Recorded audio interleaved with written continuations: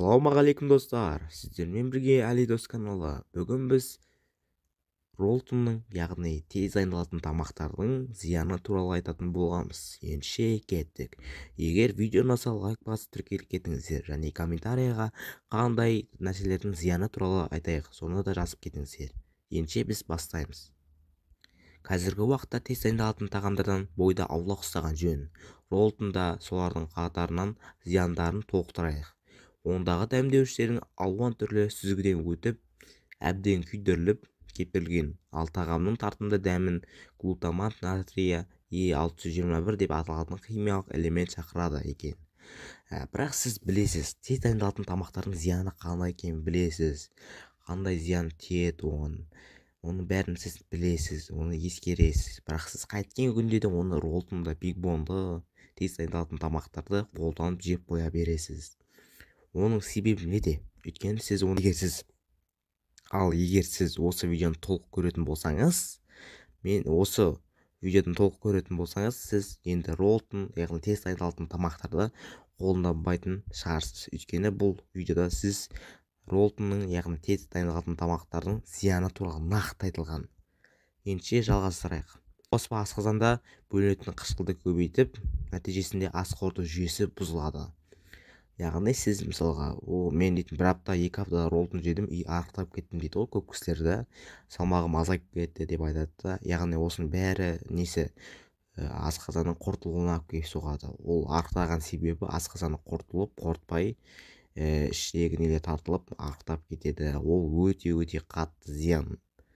Сондай-ақ әбден кепкен дәмдеуіштер қорытылмай тұрып қалады да, ол біртіндеп асқазанға жарасына соқтырады. Сол себепті жасанды құрғақ тағамдардан мейлінше аз пайдаланған жөн. Оны қолданар алдында сыртындағы ескертпесіне назар аударыңыз. Жалпы қайнаған ыстық суда 5 минуттан пісетін осындай тағамдарыңыздың атына шығарылған күні мен айына мән беріңіз. Себебі дайын тағамдар денсаулығыңызға өте қатты қауіпті. Роллтон, мысалға айтып кеткенде, сіз оның мысалға магазиннен алғаннан кейін мүлдем уақыт мерзіміне қарамайсыз. Жай ғана өртеп пісіріп жей саласыз. Бірақ негізі оның уақыт мерзіміне қарау керек. Өйткені сіз магазиннен алып резко пісіріп жесеңіз, ол зиян. Ал егер оның срогы өтіп кетсе, ол сізге вообще мүлдем денсаулығыңызға қатты зиян болады. Мысалға, қазіргі таңда студенттер осы күнде бір апта, 2 апта, 1 ай, 1 жыл сайын осы Роллтонды күніне жейді. Бірақ шын айтайық, Роллтон мүлдем зиян. Егер сіз қатты қиналғанның өзінде пирожки немесе арзан тамақтар, осы Роллтоннан басқа заттар жесеңіз болады. Білем, Роллтон өте тойымды, бірақ оны әдейі тойымды қылып жасаған. Оның тойымды болатын себебі ол денсаулыққа зиян болғаннан кейін ас қорыту жүйесі қорытылмайды, содан кейін асқазанда қалып қояды. Содан кейін сіз тойып жүресіз. Бірақ ол 1-2 күннен кейін ішіңіз ауыртады және асқазаныңызға ауыр соққы болып келеді. Соңында сіз асқазан ауруы болып шалдығасыз. Доширак пен Роллтонға сұраныс артқан. Деректерге жүгінсек, қазіргі қазақстандықтардың 35% тез дайындалатын тағамдарын тұтынуға құштар. Бұған бір жағынан уақыт тапшылығы, екінші жағынан жұмыс басшылық себеп болса, енді бір жағынан тез дайындалған тағамдардың пайдалану арқылы елдер қаржысын да үнемдейтін болған. Бұл ретте мамандардың пайымдауынша аталмыш өнімдердің денсаулыққа өзіндік зияны бар екені нақты дәлелденіп отыр. Қазір тез дайындалатын Роллтон, доширак кеспелерінің жұртшылық ұлттық тағамдарын тұтынатын болып алды. Өзін арзан әрі тез дайындалатын болғандықтан халықтың көбісі осы тағамдарды жол жүрсе де алып жүреді, үйінде де тұтынады. Бірақ аталмыш деректер жақсы мінездеме бермейді. Мәселен, біз жуырда еліміздің күнінде жарнамалап жүретін кішкентай кеседегі кеспе деп аталатын жартылай дайын кеспелердің адам миына зияны айрықша екенін анықтадық.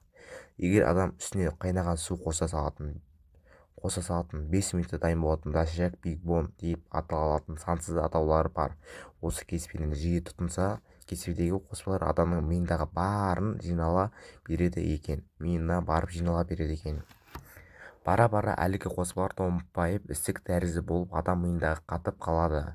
Дамыған және дамушы елдерге бұл өнімді тұтынатындар болмайды екен. Ал бізде бұл өнімдерді әлеуметтік жағдайы төмен отбасылар күнделікті тұтынатын дәлелденген.